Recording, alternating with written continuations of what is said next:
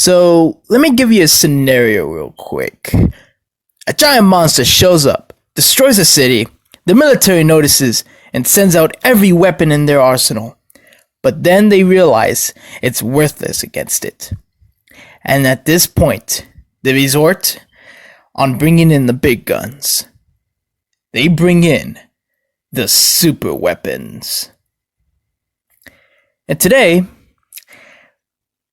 we're taking a look at the Superweapons in Toho Films. We good, yeah. We good, don't get it misunderstood. We good, yeah. We good, yeah. We good, don't get it misunderstood.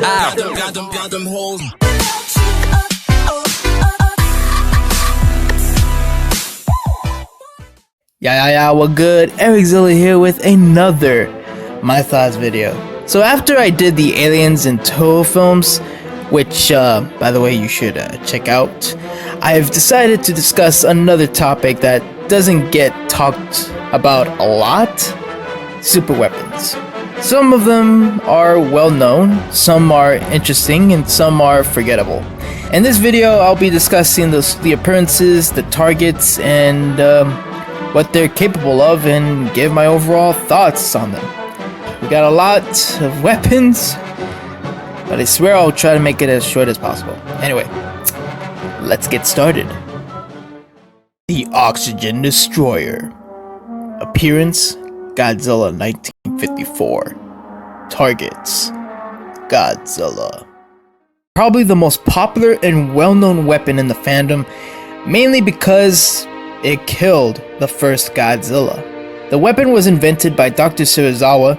The device works by activating a chemical stored within its spherical center, which causes the center to split in half and open. Once released, the chemicals react violently with the water, isolating the molecules, splitting them, and liquefying, exposing the chemical, suffocating it, and disintegrating it. Overall, this weapon is pretty dope, honestly, and it'll forever be known as the weapon that killed Godzilla, and also inspired the concept of Destroyer. The Markalite Gyro and the Markalite Cannons. Appearance: the Mysterians 1957. Targets: Mogira and the Mysterian Dome. These weapons were used by the Earth Defense Forces. The Gyro is a 3-stage rocket that transports the cannon. It's capable of emitting a powerful ray with range of 1.5 kilometers. Overall, this is one of many that are forgettable. Hopefully we'll get to see them in the future, hopefully. The Atomic Heat Ray Gun. Appearances: Mothra 1961. Targets: Mothra. The Atomic Heat Ray Gun is a mobile weapon. What it's capable of is pretty self-explanatory when you really think about it. It can fire an atomic heat ray. Overall, really interesting weapon. Nothing too much to say. The Artificial Lightning Generators. Appearances: Mothra vs. Godzilla 1964. Targets: Godzilla. This weapon are regular electrical pylons with Tesla coils attached to them to give a shock. Yeah, pretty cool. Nothing really too much when it comes to the description. And overall, yeah, they're not bad, I guess. The CoTango. Appearances: Atragon 1963, Godzilla Final Wars, and Super Fleet Caesar X, the movie.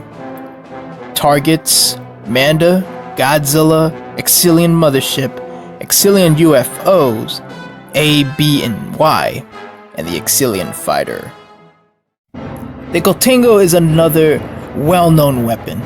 It's a flying multi-purpose warship, basically.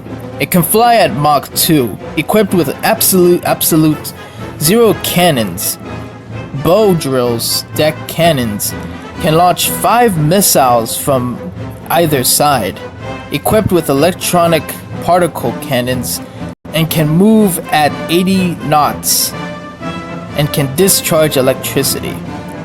Lots of shit on this guy. Lots of good shit. In the end, this super weapon is a personal favorite of mine, and it's just overall badass. The A-Cycle Light Ray Gun. Appearances: Invasion of the Astro Monster. Targets: Exilians. The ray guns were used to disrupt electromagnetic waves. The weapons themselves are pretty interesting, and overall there's nothing too much to say. Fun fact: the props were reused and slightly altered to serve as laser weapons in Ultraman. In episode 3, where they were used to battle Naranga. Maser Cannons. Appearances: War of the Gargantuas from 1966. Targets: Gyro and Sanda. This is another popular, well-known weapon, the Maser Cannon. Maser being short for microwave amplification by stimulated emission of radiation. It functions by firing radiated beams. This weapon has been used in many different movies in the Godzilla franchise, and it's just overall just probably one of the most well-known weapons ever. Overall, this is a neat little weapon. The Giant Electrode.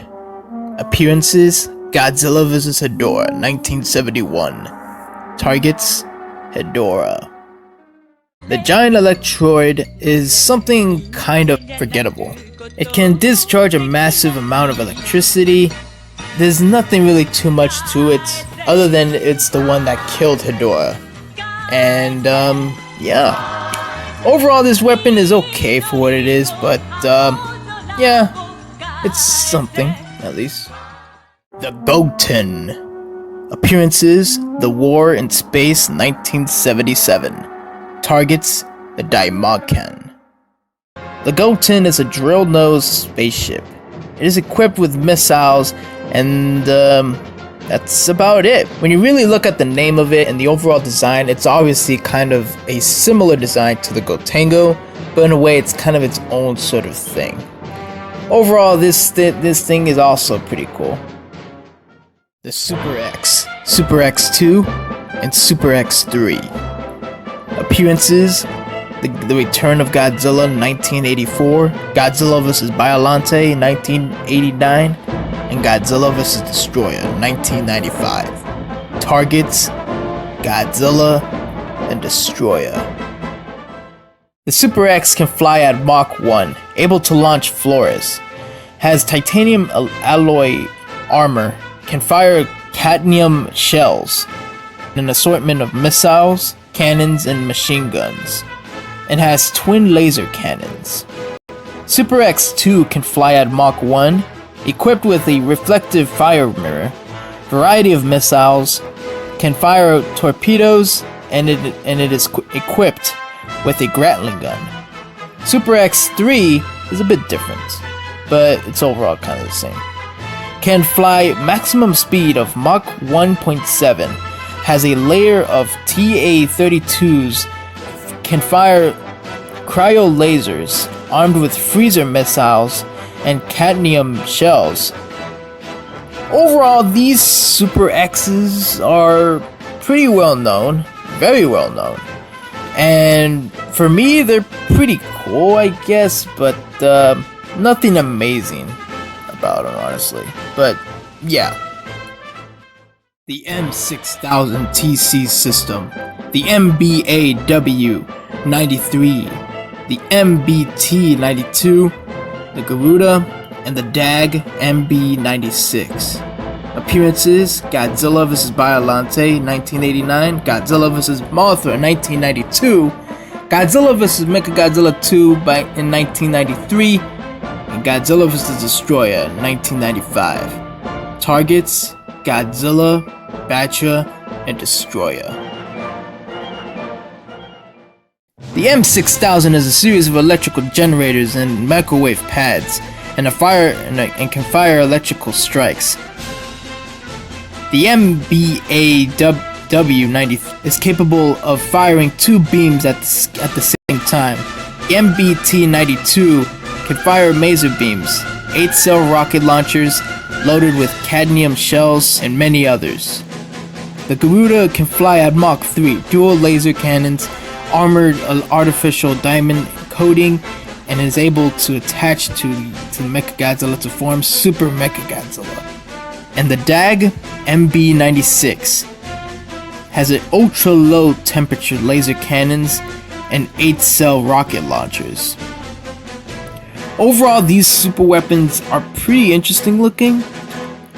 Let's also not forget some of these weapons were in the Grand Caesars as more or less destroyed vehicles. Seriously, what's up with Toho reusing props in new shows? I guess it's a money thing or something, I don't know. But seriously though. The GX813 Griffon. Appearances: Godzilla vs. Megaguirus 2000. Targets: Godzilla and Megaguirus. The GX813 Griffon is a futuristic aircraft, able to fly at Mach 3, capable of vertical takeoffs and landing, and has a dual photon cannons, able to deploy mini SGS crafts. Overall, this aircraft is a interesting one, and not really too much to make a big deal over. The Taeho and the Satsuma. Appearances: GMK. Targets: Godzilla. The Taeho is a mobile missile launcher. It's loaded with 2 DO3 missiles. The Satsuma is a military submarine, and it can fire DO3 missiles as well. Overall, these weapons are pretty much, they're not forgettable, but they are interesting looking. Overall, not bad weapons. The AC3 White Heron. Appearances: Godzilla against Mechagodzilla and Godzilla Tokyo SOS. Targets: Godzilla. The AC3 White Heron, or Shirazagi, is a support vehicle used in the JSDF. It's capable of carrying heavy loads and can transmit energy into Kiryu, and can fire dual pulsating cannons. In the end, this is an interesting aircraft, but at the same time though, there's nothing too spectacular about it. The Eclair, the Karyu, and the Rumbling, and Dogfighter. Appearances: Godzilla Final Wars 2004. Targets: Rodan, Kamacuras, Exilian Fighters, and Guerris, and the Exilian Mothership. The Eclair, Karyu, and Rumbling are aerial vehicles used by the Earth Defense Force. Each of them can discharge electrical ray cannons and are capable of firing 8 MAPM-020 proton heat-seeking missiles. Damn! And it's equipped with electronical particle cannons. The Dogfighter is a swift and maneuverable jet fighter.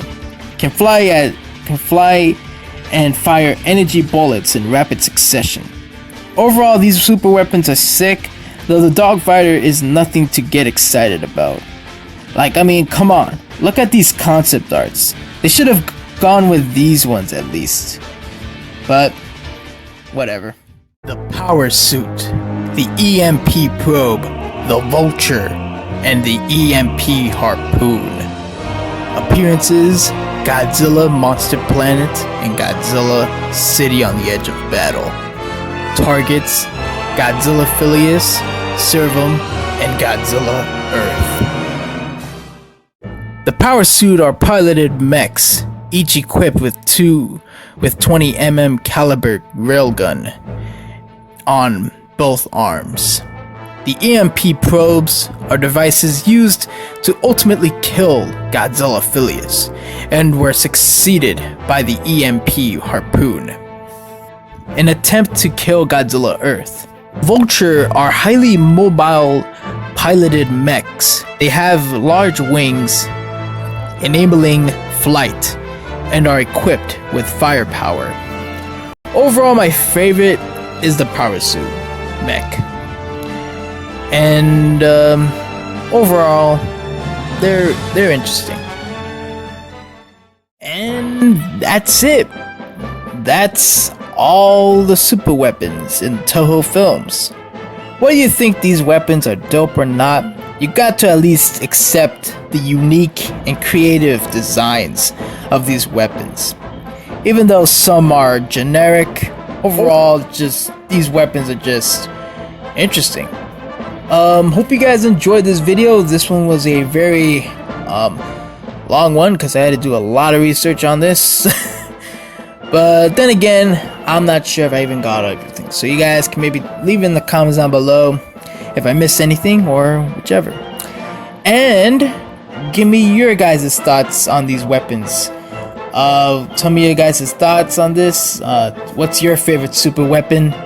And yeah, that's pretty much it. Hope you guys enjoyed this video. Leave a like, comment, and subscribe for more videos like this. And that's pretty much it, guys. Sayonara.